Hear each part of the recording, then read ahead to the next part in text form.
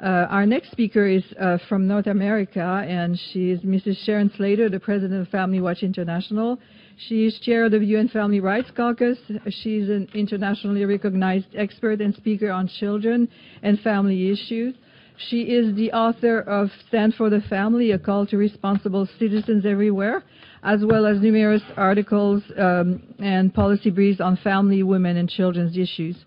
For the past 16 years, Mrs. Slater has been a panelist on government and NGO-sponsored events in both Geneva and New York. She is the chair of the Family for Orphan project, promoting family-based care for orphans, and is the director of several documentaries, including The Porn Pandemic, The Devastating Impact on Children, Family, and Society, and The Best Interest of the Child. She is the author of The Policy Guide to Orphans Issues and Adoption, and several policy briefs on HIV/AIDS prevention.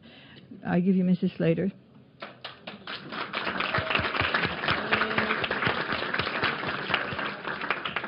So I wanted to start my presentation with 3 questions for you to think about, and we'll answer them throughout the presentation. The first question is the family the vehicle for the promotion of equality or inequality between women and men? Does the family largely protect the human rights of women and girls or violate them? Does the family largely perpetuate violence against women and girls or protect them from violence? Family Watch takes our positions based on social science data and research and what brings the best outcome to men, women, and children. So I'm going to be talking about what the research shows. So I want to start with a fact, and that is that the introduction of children to the cultural values and norms of their society begins in the family. And this is outlined at the Children's Summit in paragraph 18.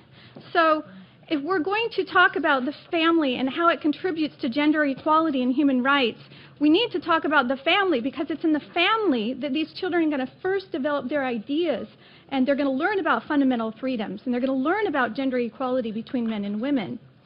And we're going to talk about some of the overlooked mandates from Beijing. We're celebrating the 20-year review of Beijing, so that would be entirely appropriate. But we also have a lot of other UN documents that address this issue. And one of the overlooked Beijing mandates is to strengthen the family. In fact, Beijing 285 says that governments are to strengthen the family so that it can protect and respect and promote the potential of the girl child. And governments are to help the family in its supporting, educating, and nurturing roles. Also, last year at the Commission on Social Development, a resolution was passed honoring the 20th anniversary of the International Year of the Family. And in that resolution, it recognized, quote, that the family can contribute to eradicating poverty, achieving universal primary education, and as my colleague also just announced this quote, it also says the family can contribute to promoting gender equality and empowering women. So that's a recent resolution that was just passed. And more on Beijing about the family. Beijing says that the family is a basic unit of society and as such should be strengthened, and that it's entitled to receive comprehensive protection and support. The UN Convention on the Rights of the Child also affirms the family as a fundamental group unit of society, and it states that the family should be afforded the necessary protection and assistance so that it can fully assume its responsibilities as the natural environment for the growth and well-being of all its members, particularly children. In fact, 5 binding UN treaties obligate states to protect the family. And last June at the UN Human Rights Council, a protection of the family resolution was passed that states that children, for the full and harmonious development of their personality, should grow up in a family environment and in an atmosphere of happiness, love, and understanding. Love is very important to the development of the child. But yet, some families are dysfunctional. They experience inequality. They experience violence. So A, does that mean we should abolish the family, further weaken it, disempower it, or redefine it? Or B, Should we stabilize it, strengthen it, fix it where it's broken, and empower it to fulfill its proper role? Stable families model equality between women and men and promote and protect the human rights of women and girls. But what factors contribute to healthy, stable families where respect between women and men flourishes and respect for the dignity of the girl child is evident? Based on U.S. research, which is very, very plentiful, some factors that have been shown to improve the stability and the strength of the family are the presence of married biological parents, involved families, as was fathers, which was already discussed, regular family time together, and interesting enough, there's a lot of research in the U.S. showing that worshiping together as a family, regardless of your religion, strengthens family and provides many outcomes in almost every indicator that can be measured of well-being. The Department of Justice in the U.S. did a study that found that girls raised in a home with their married father are markedly less likely to be abused or assaulted than children living without their own father. And a chart that I wanted to show you, which is really powerful, is also a Department of Justice study, and it shows the rates of partner violence against females in the United States based on their household structure. The line across the bottom showing hardly any kind of violence from an intimate partner is the married mother-father family. Okay? And then you see the higher rates of abuse from an intimate partner. In the United States, the research shows that it's usually in cohabitating relationships that this abuse happens, or a female-headed household with children where the abuse of the children and the mother happens. So marriage can be a powerful protective factor. I want to be clear here so that no one misconstrues our message. We are not in any way, shape, or form saying that women should stay in abusive relationships at all costs because marriage is a good thing. No, we need to help and mitigate because there are instances of abuse. But statistically speaking, if you take all the data and the studies, it shows that there will be less abuse generally in the married mother-father intact family. And the data on that is overwhelming. Also, a study on the relationship between family structure and sexual activity among children by Samuel Sturgeon that you can find at familyfacts.org says that adolescents are much less likely to have had sexual intercourse, STDs, pregnancies, or live births, and they have fewer sexual partners when they live in an intact married mother-father family. And many U.S. studies have identified the absence of the biological father from the home as a major risk factor for both early sexual activity and pregnancy. In fact, the Pediatrics Journal published a study in 2005, quote, that said, this is really powerful, children residing in households with unrelated adults were nearly 50 times more likely to die of inflicted injuries than children residing with their two biological parents. Fathers make all the difference in the world to their daughters. That's what the research shows. In Britain, wanted to just share something outside of North America. The Heritage Foundation published a chart that says that the rate of abuse of children is lowest in the intact married family. It's 6 times higher in the step family, 14 times higher in the always single mother family, 20 times higher in the cohabitating biological parent families, but it's 33 times higher when the mother is cohabitating with a boyfriend that is not the father of her children. These are statistics we're not looking at when we're talking about how to prevent violence against women. Marriage is actually a protective factor, and marriage gets a bad rap a lot of times. We tend to, when we talk about domestic violence, we tend to think it's in marriage, but the statistics, at least in the United States, and in the data we've looked in many other countries, marriage is actually the protective factor. Another overlooked Beijing mandate that is rarely talked about is the child has a right to know and be cared for by their parents. And this is not only from Beijing, it's also in the UN Convention on the Rights of the Child and the Disabilities and in ICPD. This is a very well-established principle that is largely being ignored to the detriment of children.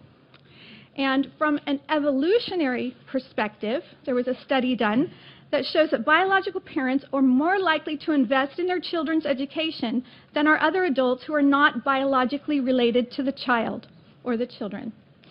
Now, I also want to be very clear that due to no fault of their own, many people find themselves outside of this married mother-father family structure. In fact, my father was raised by a single mother who worked very hard and did a great job in raising my father. And I know many women who are doing a wonderful job, and this is not meant to denigrate single mothers in any way. But we cannot ignore the facts of the protective factor of marriage, of a child being raised by the biological parents that brought them to this world that are going to have the best interests of these children in mind. Also, just an interesting study in the United States, it showed that children who have dinner, they spend time with their family more often during the week, actually have less drugs, less marijuana, less alcohol abuse, and substance abuse issues. And there are other studies showing well-being and how they do better in school as well when they are having time with their family. So time with the family, with the parents, with the children is very important. Okay, the third overlooked mandate from Beijing is rarely ever talked, in fact, I've never heard it talked about here at the UN in any meaningful way, and that's pornography. Pornography is one of the greatest assaults on women and girls. The Beijing Platform for Action, and this is a quote, says, "Images in the media of violence against women, in particular those that depict rape or sexual slavery, as well as the use of women and girls as sex objects, including pornography, are factors contributing to the continued prevalence of such violence, adversely influencing the community at large, and in particular children and young people." So the Beijing Platform for Action has three more things about pornography that it says. Pornography is incompatible with the dignity and the worth of human persons and must be combated and eliminated. And, quote, "Violent and degrading or pornographic media products negatively impact women." And it calls upon governments to take effective measures or institute such measures, including appropriate legislation against pornography to prevent violence against women. So why is this so denigrating to women, and why is this so destructive to the family? A U.S. study done by Anna Bridges and other researchers, they took the top 250 best-selling porn titles that are watched here in the United States. And they found that 88% of those scenes contain violence, things against women and girls mainly, such as gagging, slapping, spanking, hair pulling, pinching, shoving, and punching. Okay? 50% of those titles contain verbal aggression, name-calling, insulting, and threatening, and more. I've directed a documentary called The Porn Pandemic. You can find online for free. It streams at pornpandemic.org, is that pornography is one of the root cause of violence against women. It leads to demeaning women, violence, rape, sexual crimes against women and children, sexual addictions, and the breakdown of marriage and the family. We interviewed multiple women, children, experts on this issue, and we explore those effects. The National Coalition for the Protection of Children and Families reported that 47% of families in the U.S. report a pornography problem in the home. That's almost half. And that pornography increases the marital infidelity rate by 300%.